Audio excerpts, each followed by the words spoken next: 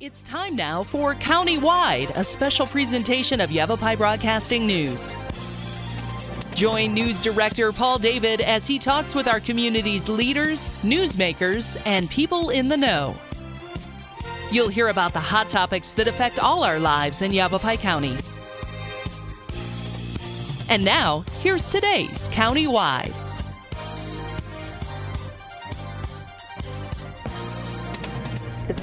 Welcome to Countywide. I'm Paul David. As always, it is great to have you in studio today. We're sitting down with the League of Women Voters, Greater Verde Valley. We got President Kathy Kinsella. Welcome back. Thank you. And Vice President Robin Prudhomme-Bauer. Welcome back to studio. Thank you, Paul. They are here because next year is a huge election year, and there's a couple other things big for the League of Women Voters as well. We're going to try to cover all of it today in just about 20 minutes, which is going to be a difficult thing to do. Website for you is lwvverdevalley.com. League of Women Voters, lwvverdevalley.com. That's the website. Tons of information on there.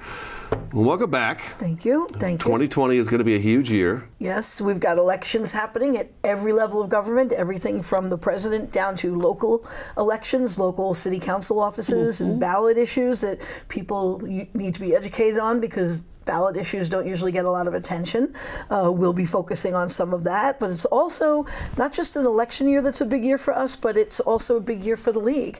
It's 100 years of women's right to vote, and when we say women, really referring to white women who got the vote in 1920, but we didn't have the vote for minority women until 1965 in the Voting Rights Act. But we're going to be celebrating the 100 years, a real landmark, because that had to come first, and we're going to have a big celebration at the Sedona Arts Center on August 15th. We'll do some reenactments, we'll have some historic documents, so it's going to be a year of celebration to vote. And we're really focusing on voting this year, voting rights, civil rights, women's rights. We're trying to tie that all together in a big education program. Awesome. Do you want to take us through a little trip through time and talk about women's rights and voting? Sure, absolutely. Because it's interesting. It is interesting. The journey started in 1840 with wow. Elizabeth Cady Stanton and Lucretia Mott in Seneca Falls was actually in 1848, and that's when the journey started. So it took us 70 years to get to the right to vote, and these women worked tirelessly across the country advocating for women's right to vote. And we saw out in the West, actually, we had the best success of getting women's right to vote in state constitutions across the United States. It was in the West that led the way. I think Wyoming was the first state had women's right to vote in their constitution. Like new life, new ways. Let's open our minds. Well, you know, they were hardy people, and they all of them participated in how their communities grew, their towns and stuff. So it was pretty natural, and they were tough. They said, I'm here. I need to be part of what's going on, and so they advocated and won. In Arizona, we saw women's right to vote came into our Constitution. It was one of the first amendments after we became a state in 1912. So even Arizona preceded the national vote. Women had the right to vote in Arizona prior to becoming a state, but could not become a state with that provision in, so it was removed, and we became a state, and then the amendment happened that put the right to vote for women back in. Wow. So really? The two key things that came into Arizona was after we became a state, because it was in our original Constitution, and for political reasons, as Kathy said, had to be removed. Oh my gosh. Yes, to become a state, and then we had that, and we had the initiative process came in, was the First Amendment to our Constitution. So we had those both set early on in the Arizona State Constitution were those two provisions. So 1920 came along. And that's where the League of Women Voters was also formed, just prior to that passage on the same birthday as Arizona, February 14th, 1920. The League was founded. Our founder is Carrie Chapman Catt, and she was a suffragette. She worked tirelessly across the country to get it passed. She was also a peace advocate. She was a strategist, a political strategist who worked with to get it passed, where we saw the protest movements of Alice Paul and those who went to jail. She worked behind the scenes and forced President Wilson into passing it. Yes. And that's the short version. That's the short version. That's the short version. That's the quick show. The killing, probably. You mentioned before the show, people went to jail. There were beatings. They were ostracized in their community. Right, yeah. Yes. It was a tough challenge, uphill battle. We really make a big deal out of the anniversary every year because it's so important to honor that. Voting is taken for granted. And there's a saying that elections are not determined by those who vote, but by those who do not vote. Exactly. Voting was really something that women laid down their lives, literally, for something that is so taken for granted now. Yeah. And we try to make sure that that gets acknowledged, and we put that out there because it's important to put it in perspective. People need to get out there and vote and take this seriously. And then remember, even when it was passed, as Kathy said early on, it took another 45 years to make sure that all women had the right to vote. All minority women had the right to vote. That didn't happen until 1965 with the passage of the Voting Rights Act, which ended racial discrimination in voting. And we fight for that today. It is up for renewal at the federal level, and we're fighting to keep it in as a federal piece of federal legislation. An important one is the renewal. Voting. Yes. Well, that means it's supposed to expire. Why would something like that expire? Well, it's in the law. Isn't that weird? Yeah. That's weird. Yeah, many laws are written with sunset provisions. Right. Just in case we made a mistake, we want to be able to come back and take this out, right? Well, that's what it is. We still see that today. There are a lot of attempts to suppress the right to vote in sometimes we think very subtle ways, but they're very dramatic ways. Voter ID laws. People say, well, it should be nothing for somebody to show their ID. Well, a lot of people do not have IDs for reasons of where they live, their lives, culture, all of that. That does not mean that they shouldn't have a right to vote. When you register to vote, you sign off that I am a U.S. citizen, and you sign your name, and there's a penalty. You can be thrown in jail if you sign that illegally and are caught. That should be enough. But it's interesting what you said before, Paul, when you said, why would something like that expire? And there are assumptions that are made. There are assumptions that your rights, once they're granted, will be protected. Right. And you can't take that for granted. Things like there are assumptions that the Equal Rights Amendment has passed. 80% of the people in the United States think that the Equal Rights Amendment has passed, where it has not. This is an ongoing battle, and one that the League of Women Voters supports as well, the passage of the ERA, and we're very hopeful that the legislature, a new legislature that may come in after the 2020 election, will see that. And, we hope so. We're only a couple states away. We're one state away. Away. Arizona has an opportunity to secure its place in herstory, in this instance, and by becoming the last state needed to ratify the Equal Rights Amendment. Right. Okay. Right. It's been ratified. It was just ratified, passed in Nevada last year. That's interesting. Our state to that west, northwest, has ratified it. New Mexico has ratified it. Utah has ratified it. So why not? We've Arizona. been circled. We've been circled. We've been circled. We have to take our first break already. Website again is lwvverdevalley.com. Sitting down with the League of Women Voters, Greater Verde Valley. We've got Kathy Kinsella and Robin Prudhomme-Bauer in studio today. Stick around, Countywide, back in just a couple minutes.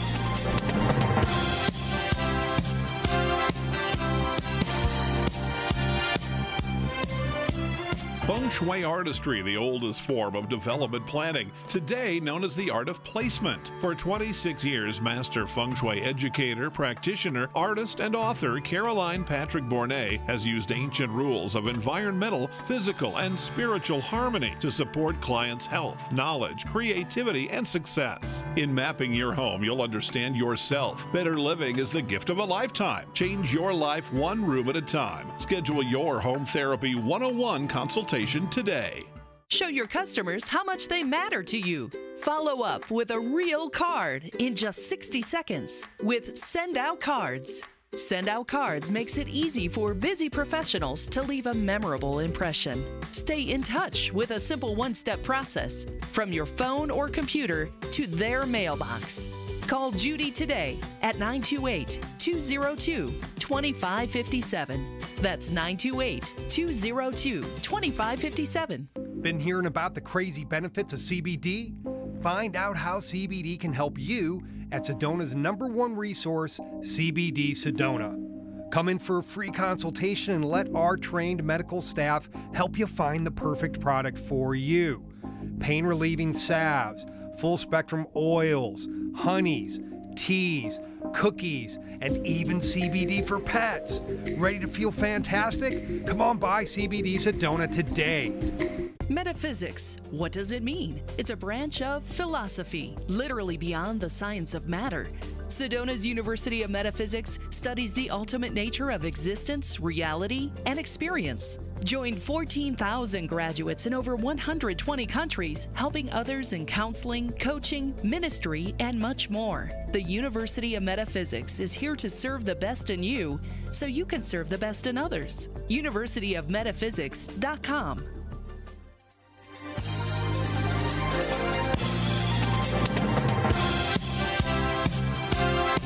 Welcome back to County Line. We're sitting down with the League of Women Voters, Greater Verde Valley, Kathy Kinsella and Robin Prudhomme-Bauer in studio today. Let's jump into what's coming up next year.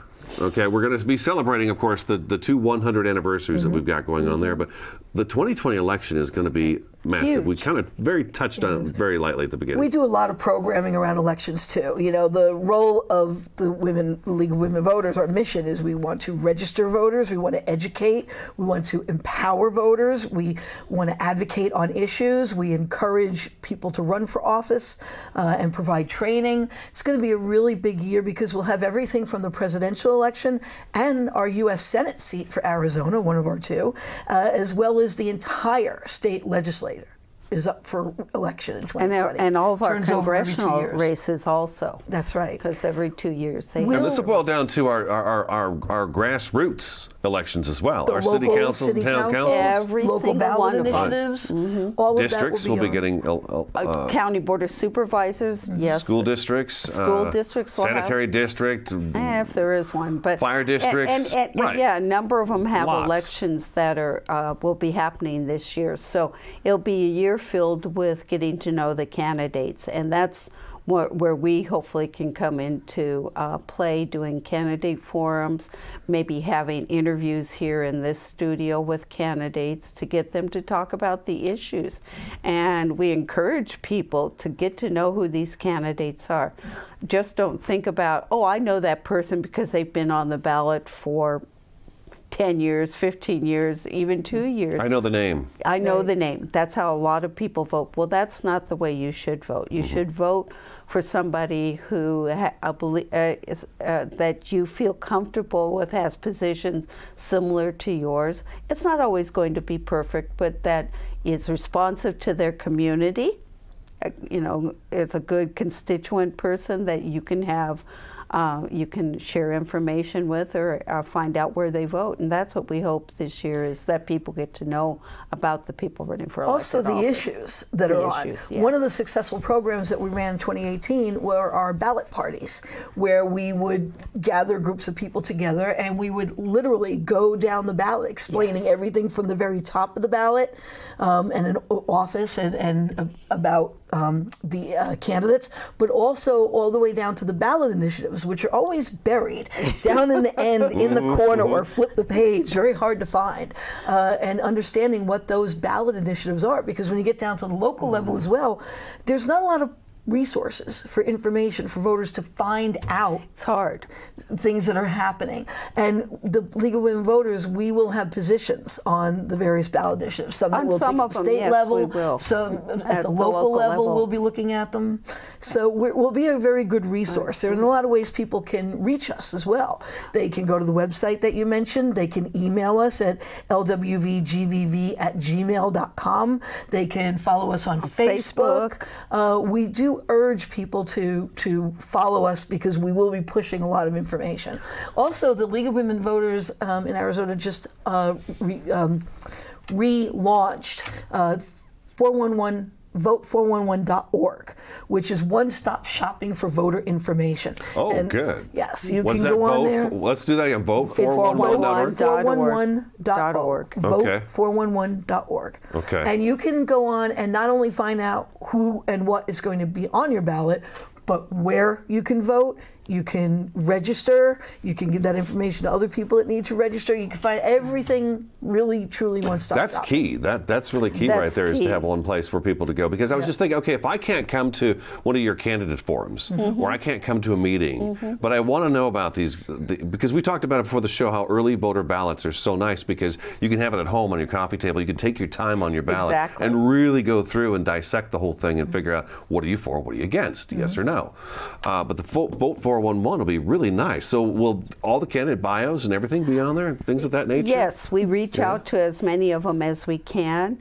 We ask them to send us their information. So it really relies on them. Some are better at it than others, but we try to show a complete, at least who they are, from the basic information we can get. Also be information on all the ballot measures there. So it's a really good place to find out who they are, how to get in touch with them, also find out where you get to vote, because it has, you can, a voting center designation. You just put in your zip code and your address, and it tells you where you can vote. And of course in Yavapai County, that's easy because you can vote anywhere in Yavapai County. Right, right. Which is wonderful.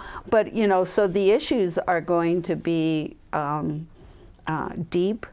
We think we know at least a couple of initiatives that are trying to get qualified for the ballot. Outlaw dirty money. Again, we will see on the ballot. They're giving it another try. We're actively involved in collecting signatures now. The League of Women Voters members are throughout the state. Also, it looks like we'll have legalization of marijuana. We'll probably get to the ballot. They've started their campaign. Right, 240,000 signatures they need. Something I think like they're that. targeting, their goal is 500,000. Right. Okay. You have to do that. But I've also heard that the legislature might do an end run around what we would call an end run and propose some legislation too to legalize it, which would be interesting. Yeah. Okay. All right. We'll see how that goes. So those are two key areas that we hope to that will probably be on the ballot, and I'm sure there's others. They still have time to start collecting signatures and get to the ballot. When's that deadline come up for those? Do you know off the top of your head? To get the signatures?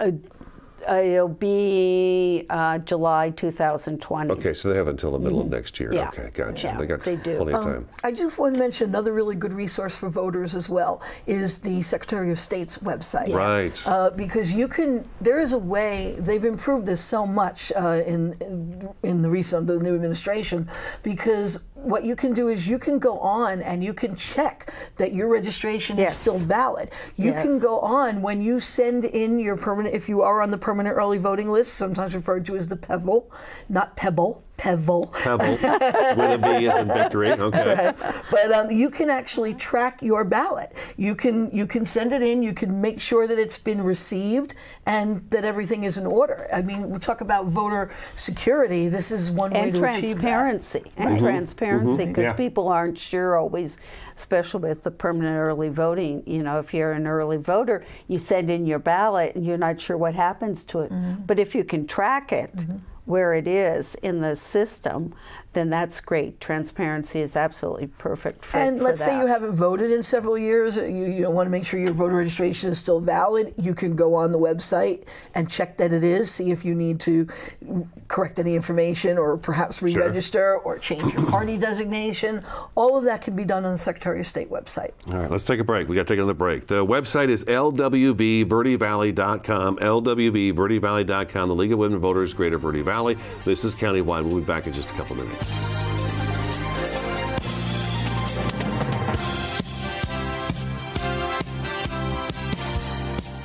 Starting in the late 1920s, Grandpa Gettle and his brothers laid the groundwork for what would become a family legacy. Almost 100 years and 100 patents later, Gettle's High Desert Mechanical continues to raise the bar of quality heating, cooling, and plumbing products and services in the Verde Valley. Call Gettle's High Desert Mechanical Heating, Air Conditioning, and Plumbing at 567-2200 or online at GettlesHDM.com, providing solutions for your comfort. Don't settle, get Gettles.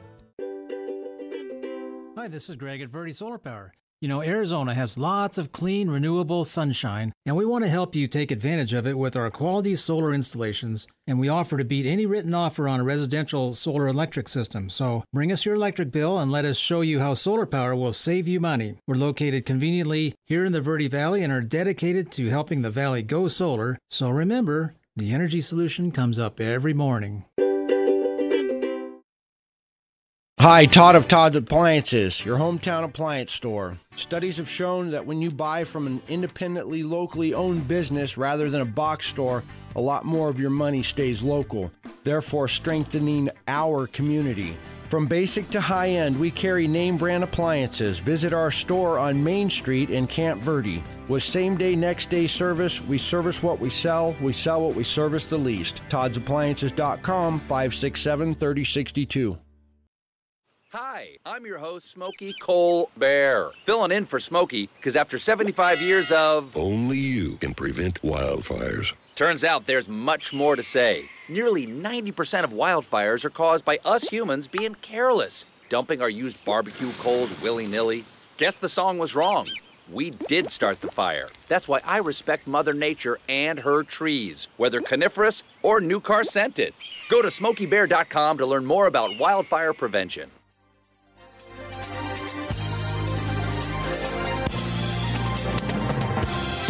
Our event. Welcome back to Countywide. We've got just a few minutes left of the program. Sitting down with the League of Women Voters, Greater Verde Valley. What did you want to hit real quick? I want to make sure that people know about an event that we have coming up, which will be October 11th. We have a wonderful author that's coming to talk about liberalism, conservatism. Is that genetic? Possibly. The author is John Alford, a nationally known author, and he's going to talk about biopolitics. Are you born?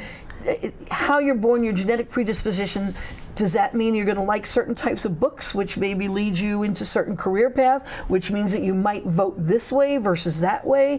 What positions do you take? So the moment of birth, we could be already set on a track? That's what he's looking at? Well, he's saying that, of course, you can override this, but to be aware that those predispositions are there. I think it's going to be a fascinating conversation. And we're having that. That's a luncheon. We're going to have that at the Poco Diablo Resort.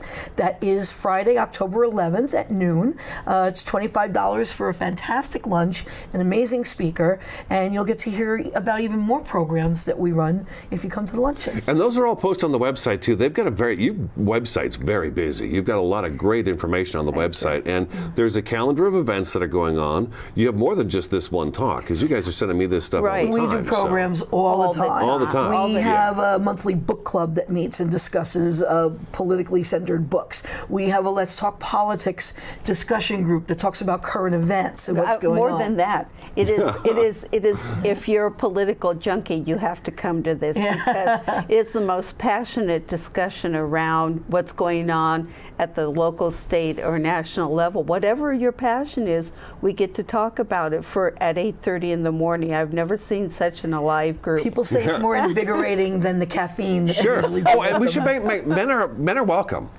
We encourage men to join the League of Women Voters. I always want to make sure I mention that when you guys are here, that men are welcome as well. So we have men, women, definitely. We're open to everybody. We encourage everybody. Youth, every party. We have every party represented on our board. It's a well-rounded discussion, right? We like well-rounded discussion. Sure thing. I mean, we hope this year some of the issues that we cover will be things like the National Popular Vote Compact.